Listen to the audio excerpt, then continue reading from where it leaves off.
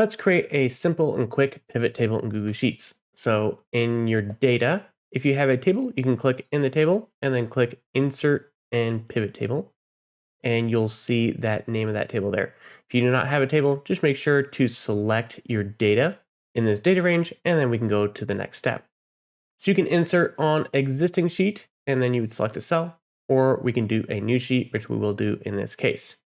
And then what you can do, if you see a suggested one that matches what you want to do, so for example, some amount for each sales rep, you can just click on that and then you are done. Otherwise, you can look at the different columns you have available over here, and you can put them in the appropriate regions. So we have rows, which would be going down like this. We have columns, which goes across. So for example, we could put sector in columns, and then we can go down to values and put what you want to show up in here. So here we have our reps going down as our rows, and then our sectors going across as our columns to form our pivot table, just like that. And so then you can do simple things like showing those totals if you like, and you can remove them if you don't want those grand totals to show up just like that.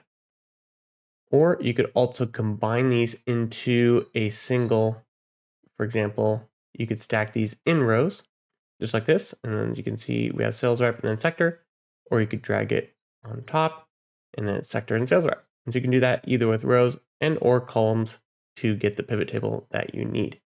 And then when you have this, now you can just simply collapse those. You can right click and expand all in sector, right click and collapse all in sector, just like that. And then again, you can do these row labels. So it looks like that. Now the show totals is actually going to be that grand total. If you look there at the bottom. And so the way this works is this first one will be your overall. And so the totals will be the grand total. And then within that, anything that you stack is going to be showing totals by. So for example, when we open this up, and you can see there's that total there. If we uncheck, you can see that disappears. Now, however, it still is visible when you collapse it. So it's just about when you open this up if you still want to see that grand total. All right, so that is it for this basic tutorial on pivot tables. Make sure to check out the video in the link in the description below if you want to see a full tutorial that goes into more details on this and how to do different things with dates as well. So thanks for watching and have a great day.